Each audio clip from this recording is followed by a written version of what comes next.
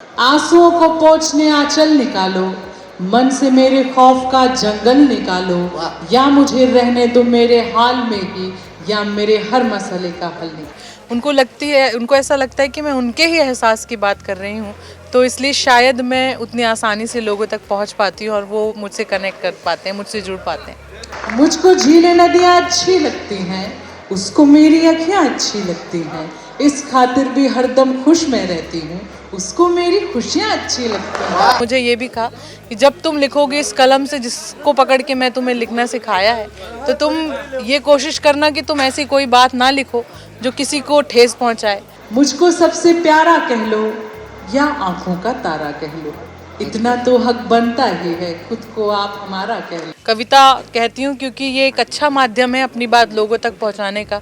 भारत के कोने कोने में, छोटे से गांव से लेकर बड़े से शहर तक, सबसे पहले जाकर मैं अभी अपने लोग बना रही हूँ। मैं उसको अलविदा कहती हूँ खुद और उसी का रास्ता भी देखती हूँ।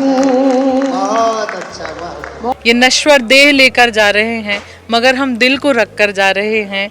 मोहब्बत साधना को अग्रसर है, तो उनके पैर छूकर जा रहे हैं। वहीं पे बैठ के अरसा गुजारूं, जहां तेरी मेरी परछाइयां हैं।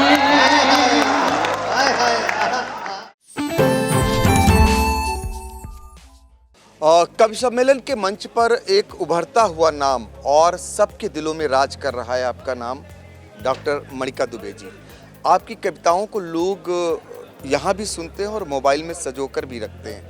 ऐसा क्या आप उसमें देती हैं कि बाद तक लोग उसे सुन सुनकर आपकी तारीफों के पुल बांधते हैं?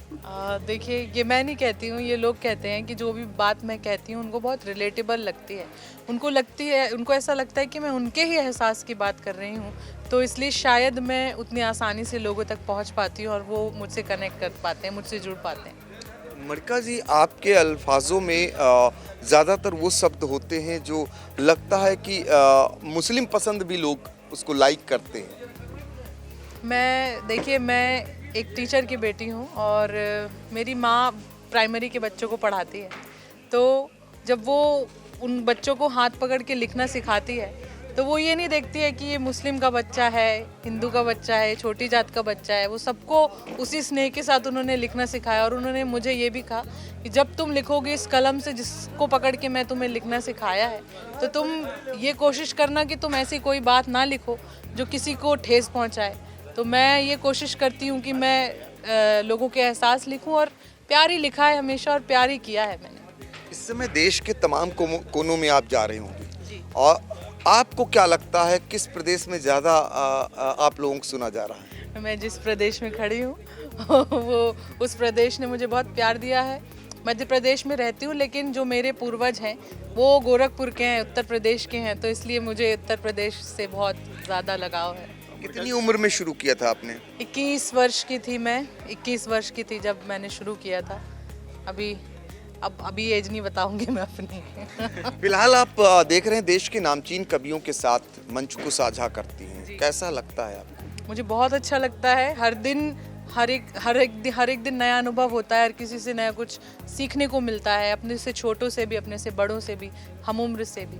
अच्छा, मंच पर कितना मुश्किल होता है जहां मंच अमूमन पुरुष प्रधान होता है कवियों का, और उसमें जब महिला कवित्री आती हैं और उनके बाण चलते हैं आप लोगों पर, उसका आप लोग जवाब देते हैं, कितना मुश्किल होता है? देखिए, वो हम खुद तय करते हैं कि हम कैसी बातें सुन सकते हैं, हम क्या सह सकते हैं, और हम कितनी मजबूती से मंच पर रहते हैं। अगर मंच पर 15 कवि भी हैं और एक कवित्री है यदि, तो वो उसको अपनी मजबूती रखना चाहिए। वो ये तय करेगी ना कि वो कैसी बातें सुन सकती है। वो कहना चाहिए कि सी ग्रेड के जोक्स उसको सहना है कि नहीं सहना है, वो तय करेगी खुद। तो मैं उस पे चलती हूँ, उस रास्ते पे, कि मैं ये तय करके आती हूँ पहले से कि मैं ये झेल पाऊंगी कि नहीं, लेकिन मैं मजबूती के साथ रहती हूँ। और ठीक है। लक्ष्य क्या है आपका, कहाँ तक जाना है? मेरा लक्ष्य मेरा लक्ष्य शुरू से रहा है कि मैं समाज के लिए कुछ करूं, समाज की सेवा करूं। कविता कहती हूं क्योंकि ये एक अच्छा माध्यम है अपनी बात लोगों तक पहुंचाने का। भारत के कोने कोने में छोटे से गांव से लेकर बड़े से शहर तक सबसे पहले जाकर मैं अभी अपने लोग बना रही हूं। उसके बाद कुछ बड़ा करूंगी तो आप लोगों को निश्चित ही पता चलेगा। तो आपको लाइक कर रहे हैं। हमारे सहयोगी भूपेंद्र दीक्षित जी हैं, एक सवाल करेंगे। एक लास्ट क्वेश्चन मणिका जी आपसे कहना चाहते हैं कि वर्तमान में जो कवि हैं उनमें सबसे ज्यादा किस कवि से आप प्रभावित हैं और क्यों प्रभावित वर्तमान में देखिए, ये तो कहना मतलब किसी एक का नाम लेना फेवरेटिज्म हो जाएगा, पर मैं किसी का नाम नहीं ले रही हूँ, पर वो लोग ज़्यादा प्रभावित करते हैं जो लोगों की बात करें, जो युवाओं की बात करें और जो उनके हित में बात करें। अंत में सीतापुर के लोगों के लिए क्या है? सीतापुर के लोग, पिछली वर्ष भी मैं आई थी, उनसे मुझे बहुत स्नेह मिला था।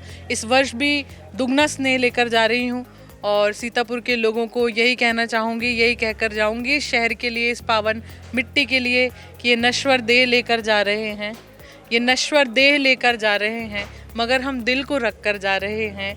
मोहब्बत साधना को अग्रसर है तो उनके पैर छूकर जा रहे हैं।